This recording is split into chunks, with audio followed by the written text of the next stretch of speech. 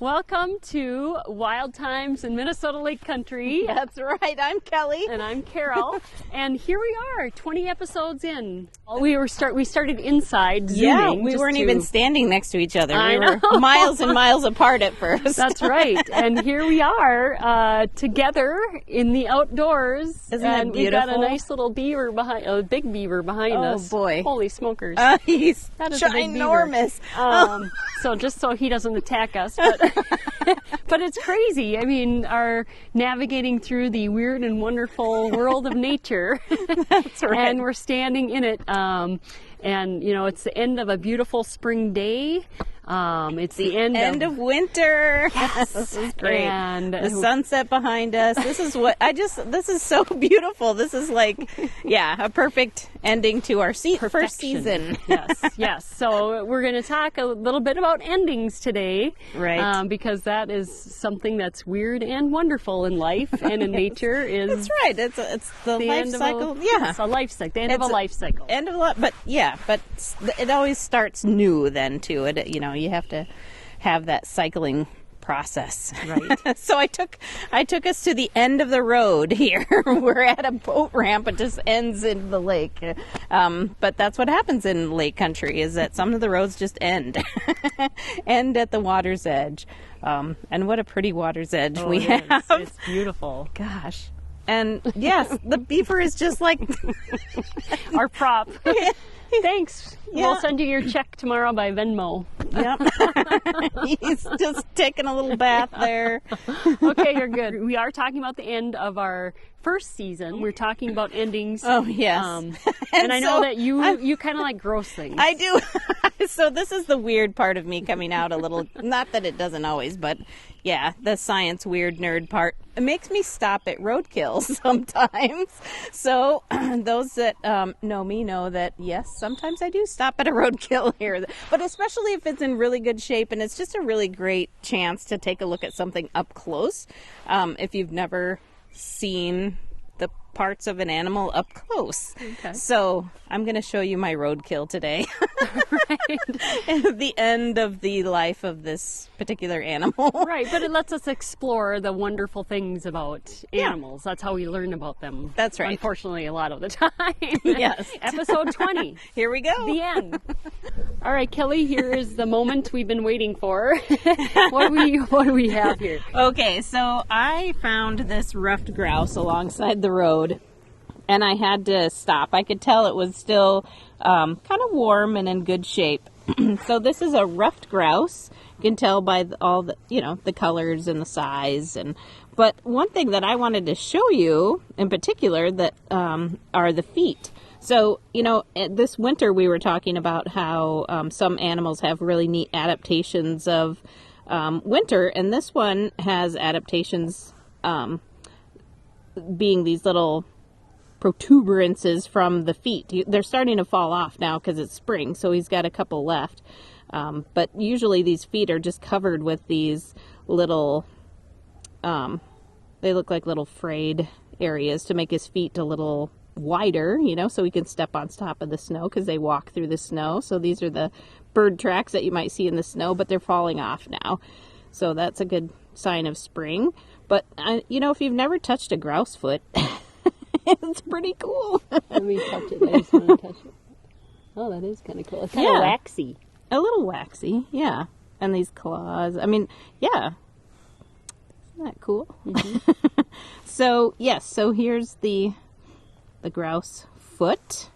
And of course, they have feathers all the way down their leg, which is great for winter. So they're awake all winter long, of course, and they dive into the snow. So this is also a good time to look for those roosting sites because the snow is melted, and you'll find a spot where there's all kinds of grouse poop, and where they were spending the night. But I thought we could kind of go through the wings and feathers here. So on a bird, you have the flight feathers that are primary feathers. So all these are primary feathers. And then these, you got a little divot here. These are secondary feathers here. And then most birds will have covert feathers in the middle. So that's what these are, covert feathers. And they have of course, around their kind of elbow, if you will. They're a whole nother set of feathers, or tertiary feathers sometimes in the end. But so you'll know they're like flight feathers because they're, I'm just going to pull one off. Why not?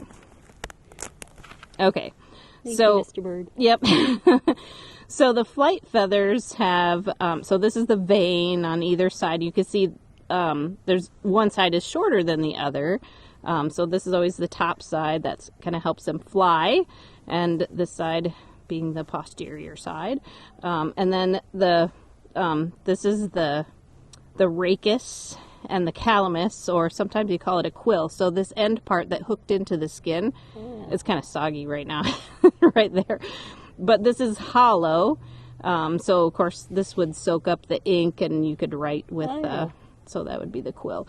But rachis and calamus, the veins, and then of course the barbs.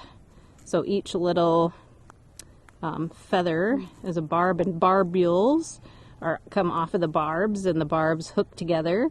So we can make these kind of stick together after I pull them apart. Get those barbs hooked again, and voila.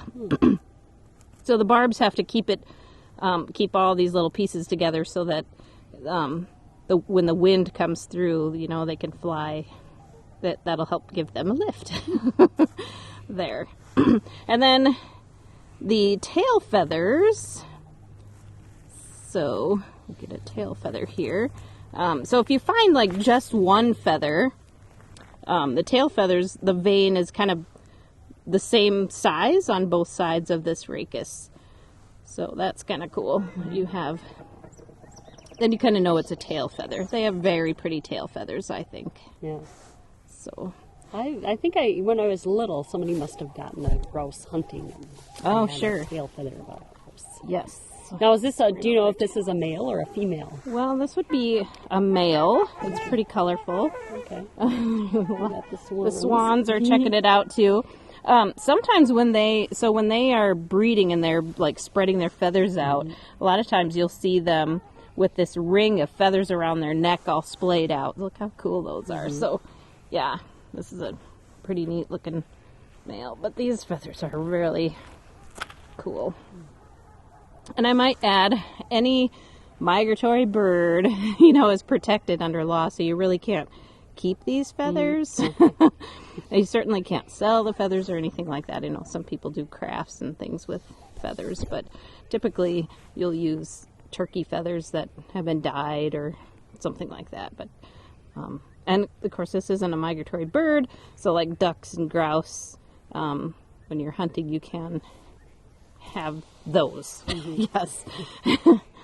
But yeah, so a black feather with, it's almost kind of bluish on the end. That is really pretty. Neat. Yeah. We could look at his beak. So these birds eat seeds. They eat vegetation. So look how strong that beak is. That's pretty neat.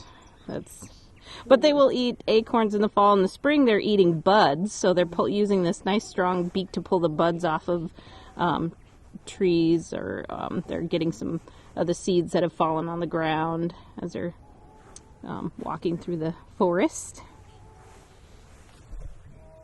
He's got the breast. Yeah.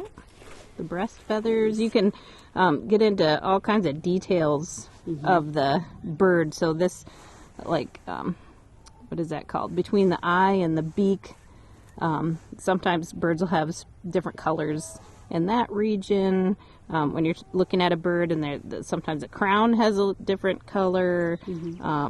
There's the gular area, of course the breast feathers, the nape, all those neat little terms to know about identifying birds when you have different colors here and there.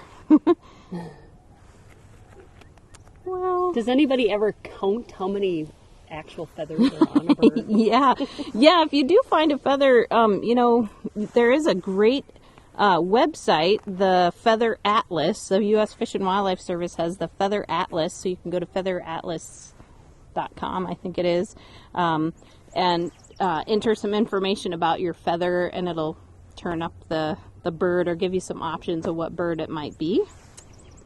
So now you know all the parts of the feather so that you can find that online. Who knew roadkill could be so interesting? It's just, see, why would you not stop and pick up roadkill like this? This is Do not fascinating. attempt this. It's a good study. Yeah. Only if you're in the middle of nowhere on a lovely spring night. It's a good way to learn about, identification and all of that. So, a little gross for some.